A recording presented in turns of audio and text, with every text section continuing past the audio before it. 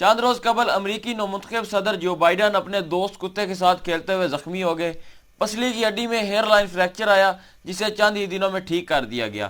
کچھ دیر کے بعد امریکی نومنتخب صدر جو بائیڈن کے پالتو کتے نے ٹویٹ کیا جس کا ترجمہ یہ تھا: میرے دوست صدر اور میں کھیل رہے تھے کہ انہیں چوٹ لگ گئی۔ میں اپنے صدر کی جلد صحتیابی کے لیے دعا گو ہوں۔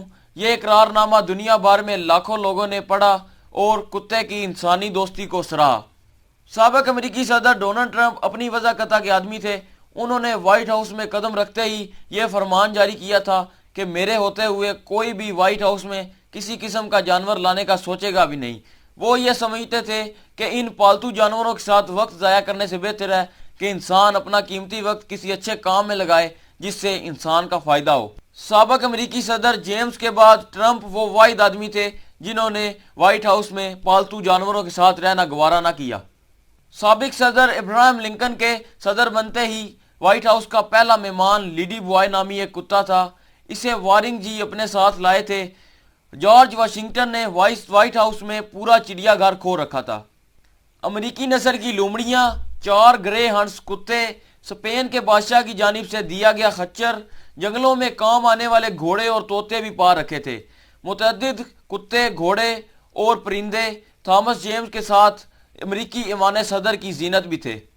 تھامس جیمز خرگوش، گھوڑوں، بھیڑوں، مرغیوں، کتوں اور بلیوں کے شوقین تھے۔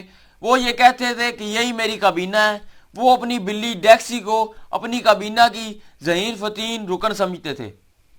کسی نشئی نے ابراہم لنکن کے قتل سے پہلے ان کے پالتو کتے فیڈو کو بھی خنجروں کے وار سے ہلاک کر دیا تھا۔ ایڈریو جانس کا بھی شوق نرالا تھا۔ ان کا ایک چوہا فیڈ ان کے بیڈ روم کا ساتھی تھا۔ تھیوڈ روز نے بھی ایوان صدر کو چڑیا گھر بنا رکھا تھا۔ انہوں نے چھپکلیاں، الو، خچر، مینڈک، سانپ، کتے، بلیاں اور بہت سارے دیگر جانور بھی پا رکھے تھے۔ امریکہ کے چند صدروں نے اپنے پالتو کتوں اور بلیوں کے نام بھی متنازع رکھ دیے تھے جس پر انڈیا میں بہت زیادہ شور شرابہ ہوتا رہا، لیکن نام کی تبدیلی کے بغیر ہی کام چلتا رہا۔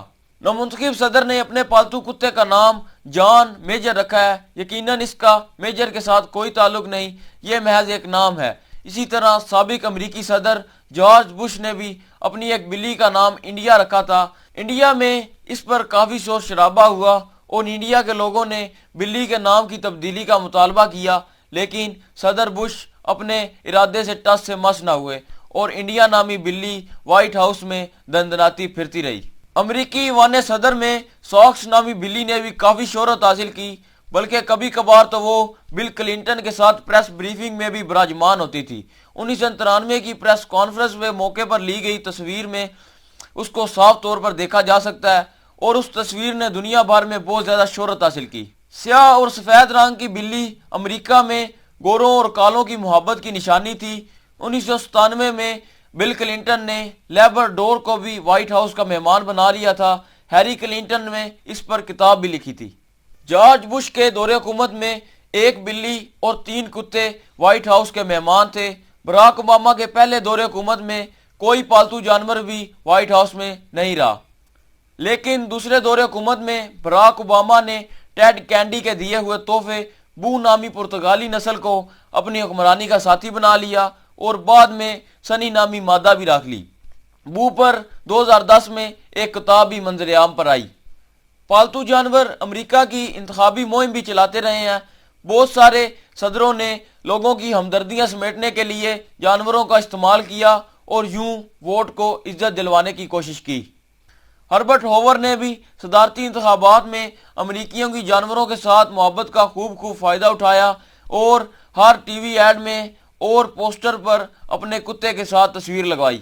انتخابی مہم چلانے کے لیے بیلجین پولیس سے ایک تربیت یافتہ کتا کنگ ٹاٹ لیا گیا۔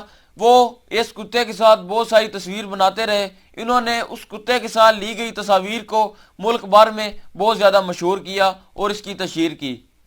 1944 میں سابق امریکی صدر فرینکلن ڈی روز ویلٹ نے بھی اپنی انتخابی مہم چلانے کے لیے ایک کتے کی مدد لی۔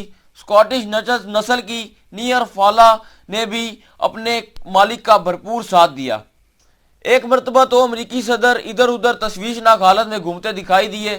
پوچھنے پر معلوم ہوا کہ ان کا کتا کہیں نہیں مل رہا۔ انہوں نے اپنے کتے کی تلاش کے لیے سمندری جہاز روانہ کر دیے تھے۔ بعد میں پتہ چلا کہ ان کا کتا جرائر ایلیویشن میں رہ گیا تھا۔ اس پر امریکی میڈیا نے بہت زیادہ مذاق اڑایا اور ایک اخبار کی سرخی میں لکھا تھا کہ روز ویلٹ نے عوام کے ہزاروں ڈالر ایک کتے پر برباد کر دیے۔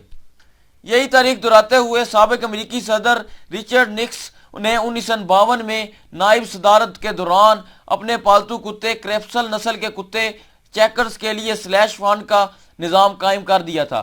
اس کی تنقید کے پر اس کا ٹکٹ بھی بہت زیادہ خطرے میں پڑ گیا تھا، لیکن عین وقت پر نکس نے بھی آئیز ہاور کی طرح اخراجات کا جائزہ لینے کے لیے تقریر کی تو اس کی تقریر کو بہت زیادہ شہرت حاصل ہوئی اور ان کا گراف چند دنوں میں ہی بہت زیادہ اوپر چلا گیا اور وہ دوبارہ نائب صدر کے عہدے پر بحال ہو گئے۔